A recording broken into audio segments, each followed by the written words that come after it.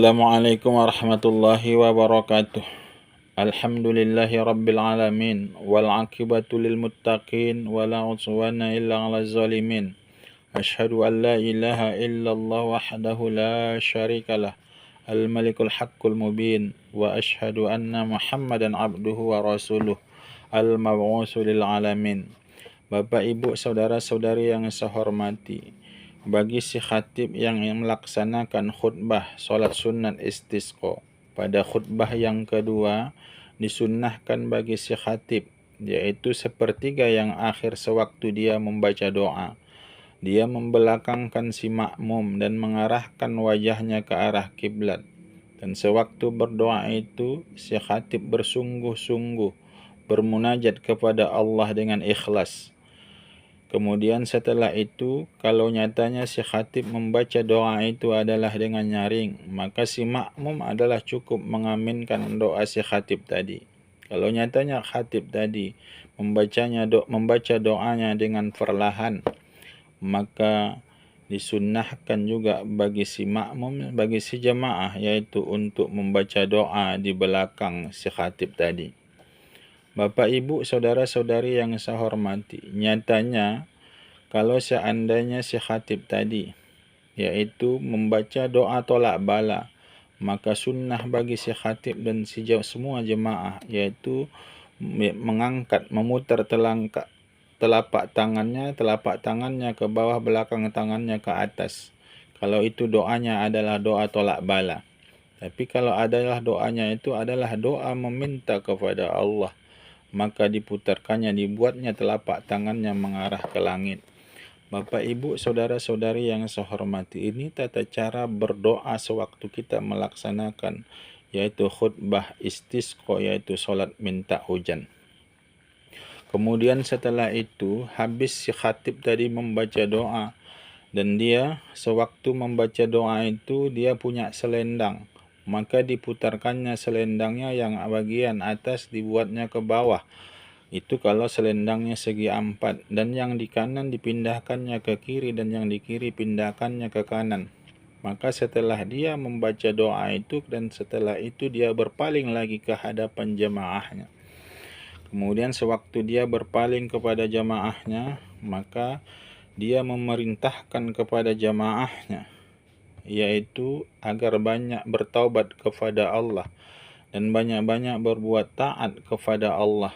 Kemudian juga banyak-banyak membaca sholawat atas Rasulullah Sallallahu Alaihi Wasallam.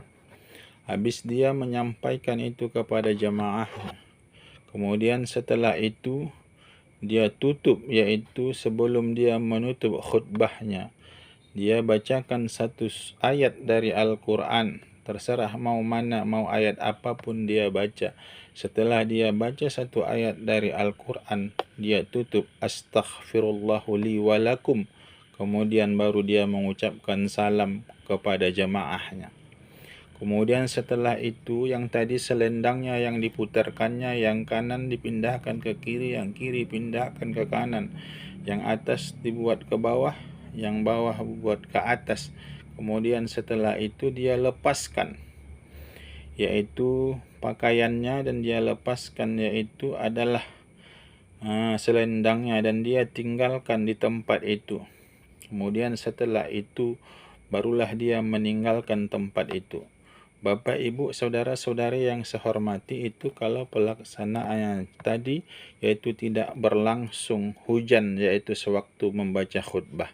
Kalau nyatanya pas waktu membaca khutbah istisqa tadi udah turun hujan, maka dia memerintahkan kepada jamaahnya agar semua berkumpul, yaitu untuk mengucapkan rasa syukur kepada Allah.